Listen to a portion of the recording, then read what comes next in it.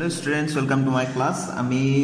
অনুশীলনী 5.3 question number 7, 8, 9 এই ভিডিওটোত কৰিম ঠিক আছে এই তিনিটা কোৱেশ্চন কৰিম তো প্ৰথম কোৱেশ্চনটো কি দিয়া আছে পটকৈ চাই লওঁ এটা AP ৰ d = 7 অৰ্থাৎ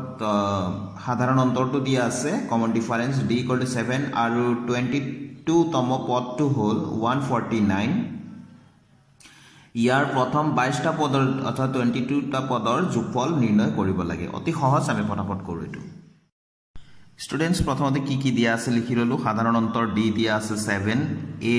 22তম পদটো মানে a22 22তম পদ মানে a22 দিয়া আছে 149 হেতু লিখি ললো ইয়াৰ প্ৰথম 22টা পদৰ যোগফল অৰ্থাৎ s22 উলিয়াব লাগে ঠিক আছে তো প্ৰথমতে a22 ৰ পৰা আমি স্টাৰ্ট কৰিম ইয়াৰ পৰা আমি প্ৰথম পদটো উলিয়াব লাগে এই সমান্তৰ প্ৰগতিটোৰ প্ৰথম পদটো আমি ইয়াত দিয়া নাই গতিকে আমি উলিয়াই লম ঠিক আছে তো আমি ইয়াত লিখিম যেহেতু a22 = 149 তো a22 মানে a + 21d আমি ফৰ্মুলা মতে জানো a + 21d = 149 এতিয়া d ৰ মান আছে আমি d ৰ মান পাতি দিম a + 21 * d মানে কিমান আছে আমাৰ 7 আছে 7 পাতি দিলো এফালে 149 ঠিক আছে তো এফালে a প্লাস কিমান হ'ব 7 * 7 7 * 2 14 = 149 তো এতিয়া a = 149 এই 147 টো সাইড চেঞ্জ কৰি দিম 147 এফালে লৈ গলো মাইনাস 147 হ'ল therefore a = কিমান হ'ব 2 হ'ব ন a ভ্যালু 2 হৈ গল এতিয়া আমি সহজতে এতিয়া s22 উলিয়াব পাৰিম ঠিক আছে তো আমাক আমি লিখিম যেহেতু sn = n/2 a + an এটো ফৰ্মুলা আছিল ন গতিকে আমাৰ ইয়াতে এতিয়া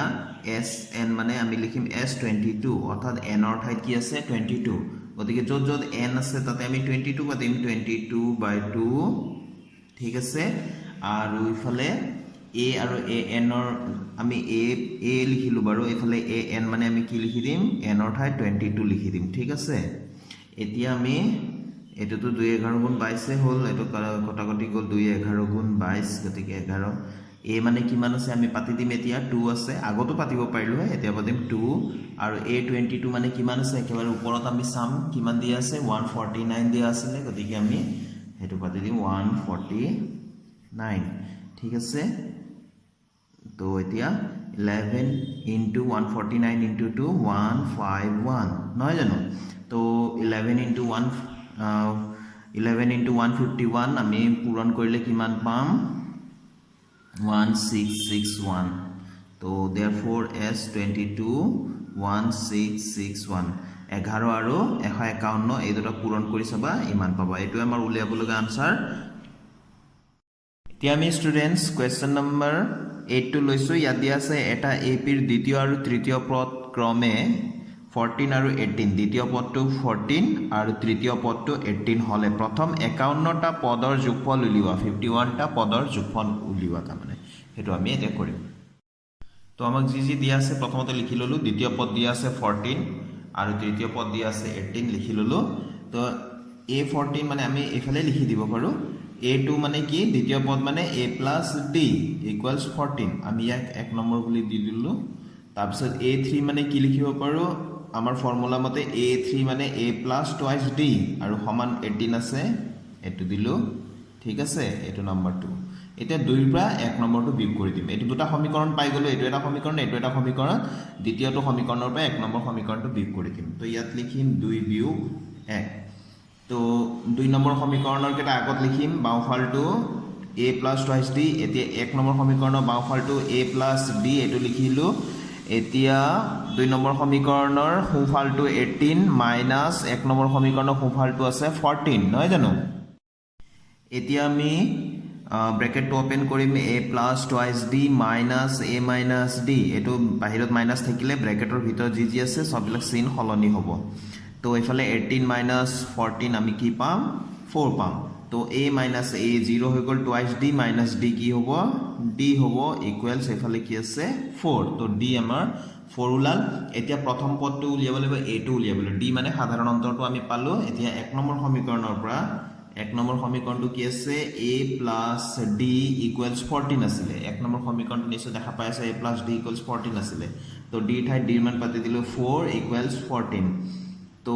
a = 14 এটো +4 টু সাইড চেঞ্জ কৰি গলো -4 therefore a = কিমান হ'ব 14 - 4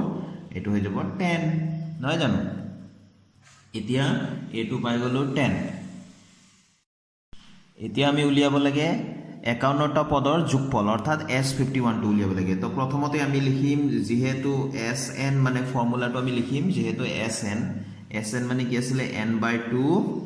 n/2 a twice a plus n minus 1 into d এটো আমাৰ ফৰ্মুলা আছিল আমাৰ যোগফলৰ ফৰ্মুলা দুই ধৰণৰ আছে গতিকে কোনটো কেতিয়া ব্যৱহাৰ হ'ব হেতু তোমালোকে ভালকৈ মন কৰিব লাগে যেতিয়া আমাৰ a আৰু an ৰ ভ্যালু দিয়া থাকিব a এৰ ভ্যালু আৰু an ৰ ভ্যালু যদি a আৰু an প্ৰথম পদ আৰু an ৰ ভ্যালু যদি আমি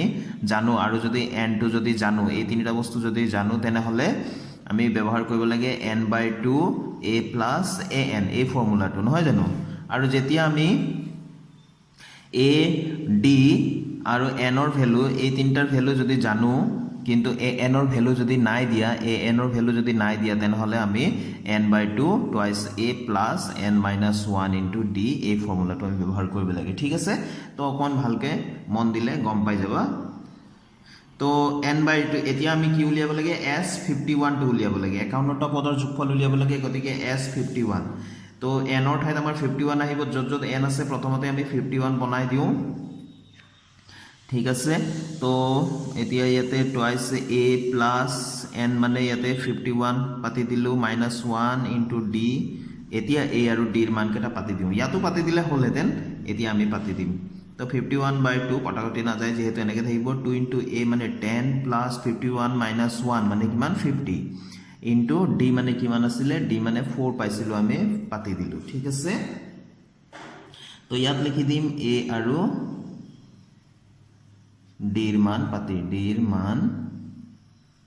পাতি এটো কথাটো লিখি দিলে বেছি ভাল হ'ব এফালে এক্সট্ৰা আছিল তো এতিয়া আমি হিসাববিলাক কৰি যাও 51/2 ভিতৰত কিমান হ'ব 20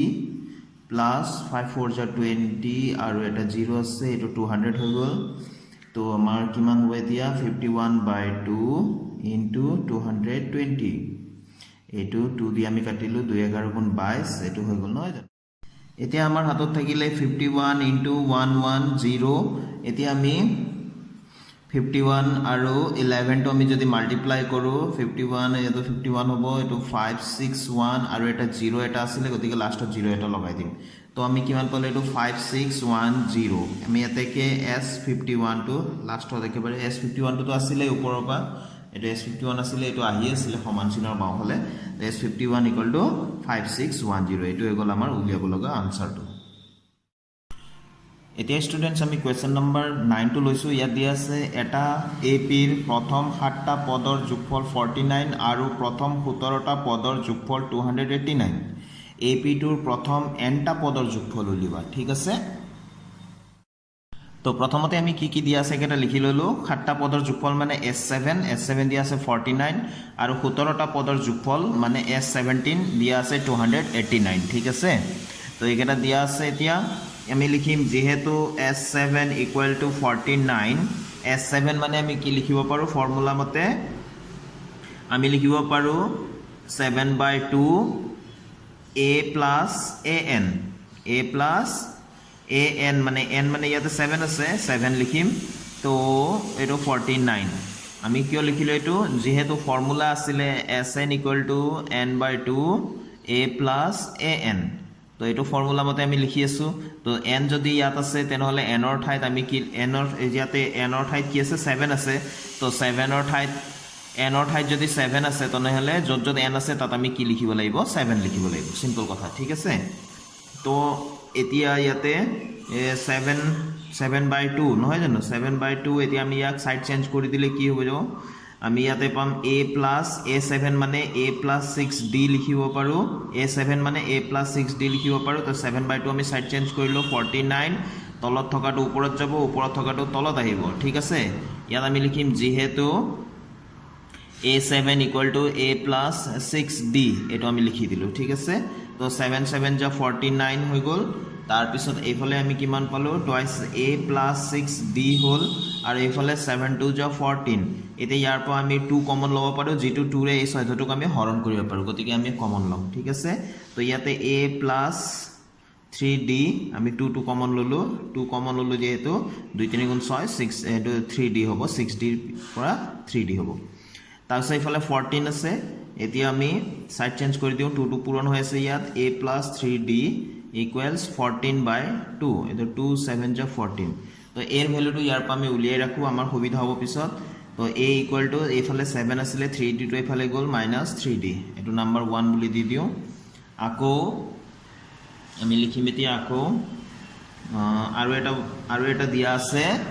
আকৌ s17 মানে আছে 289 তো এতে s17 মানে আমি কি লিখিব পাৰো ফৰ্মুলা মতে 7/2 আছে a plus a17 এটো লিখিব পাৰো এফালে 289 আছে ঠিক আছে ইয়াতে আমি এতিয়া 17/2 এটো সাইড চেঞ্জ কৰি দিও ইয়াত আমাৰ হ'ব a plus এটো আগৰ নিচিনা কই a plus 16d হল 289 যেটো তলত আছে এটো ওপৰত গল 2 আৰু 17 টো তলত আহিব 17 আমি ইয়াত লিখি দিব লাগিব যেহেতু a17 অৰ ঠাইত আমি কি লিখি দিছো a plus 16d এটো লিখি দিছো গতিকে আমি সাইডত এটো লিখি দিব লাগিব ঠিক আছে 17 17 যা 289 17 17 গুণ 289 হয় তো এতিয়া a plus a twice a plus 16d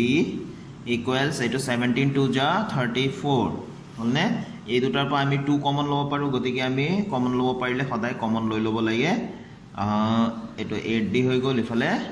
34 ঠিক আছে তো এতিয়া আমি কৰিলো a plus d টো লিখিলো 2 টো ইয়াত পূৰণ হৈ আছিল হৰত যাব এটো 2 17 গুণ 34 তো ইয়াতে এতিয়া পালো আমি a plus 8d equal to 17 ইয়াতে a এর মানটো পাতি দিম a এর মান আমি উলিয়াই থৈছিল এটো a equal to 7 minus 3d আছিল একৰ পৰা আমি a এৰ মানটো ইয়াত পাতি দিম কি পাতিম 7 minus 3d আৰু a এৰ মানটো পাতি দিলো 7 minus 3d আৰু 8d টো আছিল আগৰ পৰা প্লাস 8d লিখিলো ইফালে 17 আমি ইয়াত লিখিম একৰ পৰা এর মান পাতি আমি পাতিছিলো তো এতিয়া আমি ইয়াত 7 টো আমি সাইড চেঞ্জ কৰি দিম 8d minus 3d আমাৰ কিমান হ'ব 5d এফালে 17 আছিল 7 টো ইফালে গল -7 হল তো ইয়াত d ইকুয়ালস কিমান হ'ব এটো নিশ্চয় 10 হ'ব আৰু 5 টো ইয়াত পূৰণ হৈ আছিল হৰত যাব therefore d equal to 5 দুগুণ 10 5 ৰে 10 দুবাৰ কাটিব পাৰি তো এতিয়া আমি d টো পাই গলো এতিয়া a এৰ মান উলিয়াম আমাক কি উলিয়াব দিছিলে যে ap টোৰ প্ৰথম n টা পদৰ যোগফল উলিয়াব দিছিলে অৰ্থাৎ আমাক উলিয়াব দিছিলে sn ইকুৱেল কিমান এটো আমি ইয়াত লিখি থব পাৰো ঠিক আছে তো মই ইয়াত লিখি দিছো একত d ৰ মান পাতি এক নম্বৰ সমীকৰণটো আছিল a equal to 7 minus 3d আছিল ইয়াত আমি পাতি দিম 7 minus 3 into d ৰ মান কিমান ওলাইছিল 2 ওলাইছিল নহয় জানো গতিকে 2 পাতি দিম তো 7 minus 3 2 যা 6 7 minus 6 equal to 1 therefore a এর মান হৈ গল 1 এতিয়া আমি উলিয়াব লাগে কি এতিয়া আমি উলিয়াব লাগে sn যেহেতু sn মানে ফর্মুলাটো হৈ গল n/2 twice a plus n minus 1 into d এটো ফর্মুলা হয় আমি sn এর মানটো উলিয়াব লাগে ওপৰত লিখি থৈ দিছিল নহয় গতিকে n টো n এই থাকিব এটো 2 into a এর মান আছে 1 plus n to n এই থাকিব -1 into d এর মান আছিল 2 পাতি দিলো ঠিক আছে তো এতিয়া এটো n/2 এ হল এফালে কি হ'ব 2 1 যা 2 প্লাস এটো 2n - 2 আর 2 রে এটো n - 1 ক পূরণ কৰিলো এবাৰ n ক পূৰণ কৰিলো টুৱাইস n -2 আছে 2 গুণ 2 ঠিক আছে 2 - 2 0 হৈ গল তো এতিয়া পালো আমি n/2 এইখিনিৰ পৰা পালো টুৱাইস n তো 2 2 ক্যান্সেল গল আমি কিমান পালো n into n square therefore sn equal to n square n into n দুটা n নহয় জানো পূৰণ হৈ আছে n square হ'ব এটো আমাৰ উলিয়াব লগিয়া তো স্টুডেন্টস আজি ভিডিও মই এটা সামৰিছো আশা কৰো মোৰ ভিডিও তোমালোকক সহায় কৰি আছে তোমালোকে অংকবিলাক বুজি পাই আছা যদি কিবা অসুবিধা হয় কমেণ্ট ছেকশ্যনৰ জৰিয়তে তোমালোকে মোক কুৱেশ্যন কৰিব পাৰা আৰু মোৰ ভিডিঅ'টো যদি ভাল পোৱা তেনেহ'লে লাইক এটা শ্বেয়াৰ কৰি যাবা আৰু মোৰ চেনেলটো যদি তোমালোকে এতিয়াও ছাবস্ক্ৰাইব কৰা নাই প্লিজ ছাবস্ক্ৰাইব কৰি ল'বা আৰু তোমালোকৰ ফ্ৰেণ্ডছকো ছাবস্ক্ৰাইব কৰাবা বুলি মই আশা ৰাখিলোঁ থেংক ইউ ষ্টুডেণ্টছ কিপ ৱাচিং মাই চেনেল